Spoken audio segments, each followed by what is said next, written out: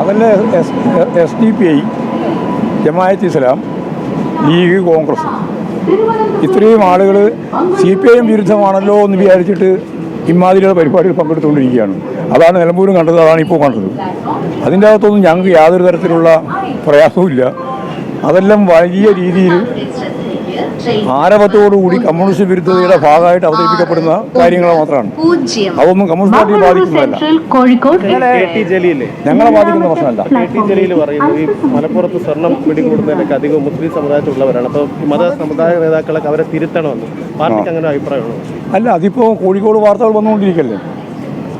Recruit ചെയ്യുന്നതും കൊണ്ടുപോകുന്നതും അവരെ താമസിപ്പിക്കുന്നതും ഉൾപ്പെടെയുള്ള കാര്യങ്ങളിൽ ലീഗ് നേതൃത്വവുമായിട്ട് ബന്ധപ്പെട്ട ഏറ്റവും ശക്തിയായ രീതിയിലുള്ള ആരോപണവും അതിനോട് അനുബന്ധിച്ചുകൊണ്ടുള്ള വിവരങ്ങളും പോകുന്നുകൊണ്ടിരിക്കുക. ഒരു സമുദായത്തിൽപ്പെട്ട ആളുകളാണ്. സമുദായത്തിൽ നിന്ന് കണക്കൂട്ടേണ്ട കാര്യമില്ല.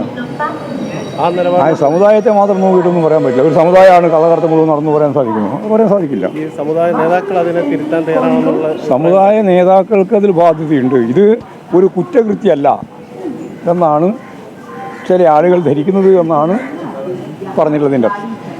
അതുകൊണ്ട് അത് മാറ്റണം. ഇവിടെ വളർന്നാണ് മതപരമായിട്ട് ഇടപെടുന്നതല്ല അതിൻ്റെ അർത്ഥം. അതായത് അങ്ങനെയല്ല, ഒരു കുറ്റകൃത്യമല്ല എന്ന ധാരണ മാറ്റണം. കുറ്റകൃത്യം തന്നെയാണ്. നേതാക്കൾ ഇന്നലെ അൻവറിന് പിന്തുണ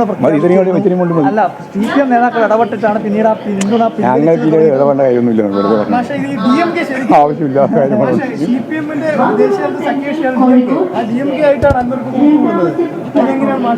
അല്ല, അങ്ങനെ കൂട്ടുകൂടലില്ല. പോരെ, അങ്ങനെ ഒരു കൂട്ടുകൂടലില്ല. അതിനെപ്പറ്റി ആലോചിച്ചുകൊണ്ടിരിക്കും. ആരെങ്കിലും പറയുന്നതല്ലോ ഇവിടെ ഇല്ലാത്ത കാര്യമുണ്ട് എന്ന് കൊണ്ടല്ലായിരുന്നു.